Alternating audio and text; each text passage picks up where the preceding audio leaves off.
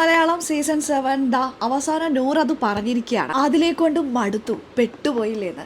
അനീഷിനോട് ആദില ചെയ്ത ആ ക്രൂരതയെക്കുറിച്ച് ലാലേട്ടൻ ഇന്ന് ചോദിക്കുന്നുണ്ട്. ആദിലയെ നിർത്തിപ്പൊരിക്കുന്ന രംഗമാണ് ഇന്നത്തെ ലൈവിൽ കാണാൻ പോകുന്നത്. ചില സത്യങ്ങൾ തുറന്നു പറഞ്ഞുകൊണ്ട് അനീഷും എത്തുന്നുണ്ട്. പ്രേക്ഷകർ 100% യോജിക്കുന്ന സത്യങ്ങൾ. നമുക്ക് വീഡിയോയിലേക്ക് പോകാം. ആദ്യമായി കാണുന്ന പ്രേക്ഷകരാണെങ്കിൽ കൂടുതൽ ബിഗ് ബോസ് ലൈവ് അപ്ഡേഷനായിട്ട് മറക്കാതെ യൂട്യൂബ് ചാനൽ സബ്സ്ക്രൈബ് ചെയ്യാം. ഇന്നത്തെ എപ്പിസോഡിൽ പ്രേക്ഷകർ ഏറെ ആകാംക്ഷപൂർവ്വം കാത്തിരുന്ന അല്ലെങ്കിൽ ഒരുപാട് റിക്വസ്റ്റ് ബിഗ് ബോസിന് പോയിട്ടുള്ള ഒരു കേസാണ് ആദിലയും അനീഷും തമ്മിലുള്ള ആ ഒരു ഫൈറ്റ് ഒന്നും പറയാൻ പറ്റില്ല. അനീഷിനെ ഉപദ്രവിച്ചു, പച്ചത്തേറി പറഞ്ഞു.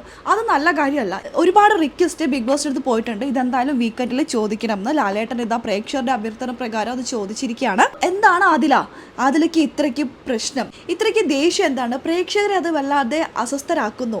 എന്താണ് അനീഷിനോട് എന്ന് ചോദിക്കുമ്പോൾ ആദില പറയുന്നുണ്ട്, അത് പെട്ടെന്ന് ഇറിറ്റേറ്റ് ആയപ്പോൾ ഞാൻ എന്ന് പറയുമ്പോൾ ലാലേട്ടൻ പറയുന്നുണ്ട്, ഈ ഇറിറ്റേഷൻ എന്ന് പറയുന്നത് ഒരാൾക്ക് മാത്രമുള്ളതല്ല, അതെല്ലാവർക്കും. ഈ ഒരു കാര്യത്തെക്കുറിച്ച് ലാലേട്ടൻ അനീഷിനോട് ചോദിക്കുമ്പോൾ അനീഷ് വളരെ വ്യക്തമായിട്ടൊരു കാര്യം പറയുന്നുണ്ട്. നമ്മൾ പ്രേക്ഷകരും പറഞ്ഞിട്ടുള്ള ഒരു കാര്യമാണ്.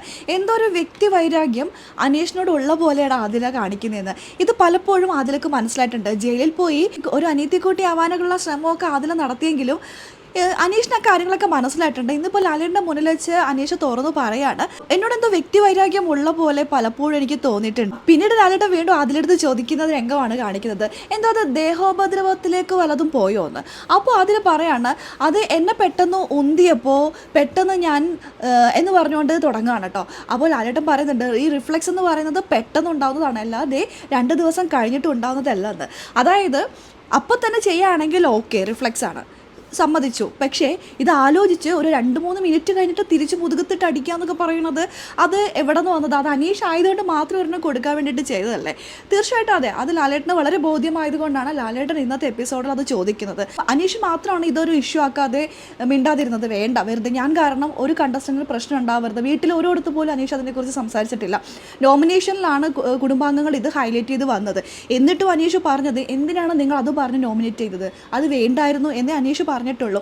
എന്നാൽ ലാലേട്ടൻ ഇന്ന് അത് ചോദിക്കുമ്പോൾ അനീഷ് തൻ്റെ മനസ്സിലുള്ള കാര്യം പറയുന്നുണ്ട്. അനീഷിന് ഒറ്റ കാര്യം മാത്രമേ വിഷമമുള്ളൂ, എന്നോടെന്തോ വ്യക്തിവൈരാഗ്യം ഉള്ള പോലെയാണ് പലപ്പോഴും ആദില പെരുമാറാറുന്നത്. അത് പലപ്പോഴും നമ്മളും പറഞ്ഞിട്ടുണ്ട് അല്ലേ? എന്നൊരു വ്യക്തിവൈരാഗ്യം ഉള്ള പോലെയാണ് അനീഷിനോട് ആദില പെരുമാറുന്നത്. ഇന്നെന്തായാലും അതിനൊരു തീരുമാനം ഉണ്ടാവുന്നുണ്ട്. ഷാനവാസിനോട് ചോദിക്കുന്നുണ്ട്. ഷാനവാസ് അനീഷിൻ്റെ ഫ്രണ്ടുമാണ്, ആദിലയുടെ ചേട്ടനുമാണ്. അപ്പോഴെന്തായാലും ലാലേട്ടൻ ഈ ഒരു ചോദ്യം ഷാനവാസിനോട് ചോദിക്കേണ്ടതാണല്ലോ. അപ്പോൾ ലാലേട്ടൻ ചോദിക്കുമ്പോൾ ഷാനവാസ് പറയുന്നത്, ബോറടിച്ചു തുടങ്ങി ഇവരുടെ ഈ ഒരു കളി എന്ന് പറയുമ്പോൾ ലാലേട്ടൻ പറയുന്നുണ്ട്, അത് തന്നെയാണ് ഞങ്ങൾക്കും പറയാനുള്ളത്, അതാണ് അതിൻ്റെ കറക്റ്റ് ആൻസർ എന്ന്. അതിൽ കാണിക്കുന്ന ഈ ചീപ്പ് ഗെയിം ബോറടിച്ചു പ്രേക്ഷകർക്ക്, അത് ലാലേട്ടൻ എന്ന് പറഞ്ഞിട്ടുണ്ട്. ഇനിയെങ്കിലും അത് മാറ്റിപ്പിടിച്ച് അതിൽ കളിക്കട്ടെ. ഇത് കഴിഞ്ഞ് ലാലേട്ടൻ നേരെ നൂറെടുത്ത് ചോദിക്കുന്നു, അതിൽ ഇങ്ങനെ തന്നെ ആണോ? അപ്പോൾ നൂറ പറയണ, ഇങ്ങനെ തന്നെയാണ് വീട്ടിലെന്ന്. എങ്ങനെ സഹിക്കുന്നു എന്നുള്ള ഈ ഒരു ചോദ്യം ഒരുപക്ഷെ ആദില പ്രതീക്ഷിച്ച് കാണില്ല കേട്ടോ. ലാലേട്ടൻ ആദിലിനെ എങ്ങനെ സഹിക്കുന്നു എന്ന് നൂറെടുത്ത് ചോദിക്കുകയാണ്. അപ്പോൾ നൂറ പറയാണ്, എന്ത് ചെയ്യാനാ ലാലേട്ടാ, പെട്ടുപോയില്ലേന്ന്. യെസ്, നൂറ പറഞ്ഞു പെട്ടുപോയില്ലേന്ന്.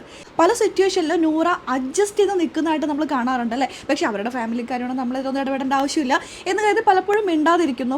നൂറ പലയിടത്തും അഡ്ജസ്റ്റ് ചെയ്യുകയാണ് ആദിലിനെ. ഇന്നത്തെ എപ്പിസോഡിൽ ലാലേട്ടൻ്റെ മുന്നിൽ അത് തുറന്നു പറഞ്ഞുകൊണ്ട് വരാണ്. നൂറയുടെ നാവിൽ നിന്നും ഇങ്ങനെ ഒരു വാക്ക് കേൾക്കുമ്പോൾ അല്ലെങ്കിൽ ഈ ഒരു സ്റ്റേറ്റ്മെൻറ്റ് വരുമ്പോൾ വളരെ ദേഷ്യത്തോടു കൂടി അല്ലെങ്കിൽ വളരെ ഷോക്കോട് കൂടിയിട്ട് ആദിൽ നോക്കുകയാണ് നൂറേനെ. എന്തായാലും എപ്പിസോഡിന് ശേഷം ഇവർ തമ്മിൽ അടിച്ച് പിരിയുന്നില്ല. ഒന്നേ എനിക്ക് പറയാനുള്ളൂ, ഇത്രയും നാളും കൂടെ നിന്ന് നൂറക്ക് അതിലിനെ സഹിക്കാൻ പറ്റുന്നില്ല. പിന്നെയാണോ ഈ 19 ദിവസം മുമ്പ് കണ്ട മറ്റുള്ള കണ്ടസ്റ്റൻസിന് എങ്ങനെ സഹിക്കാനാ? ഒരു രക്ഷയില്ല.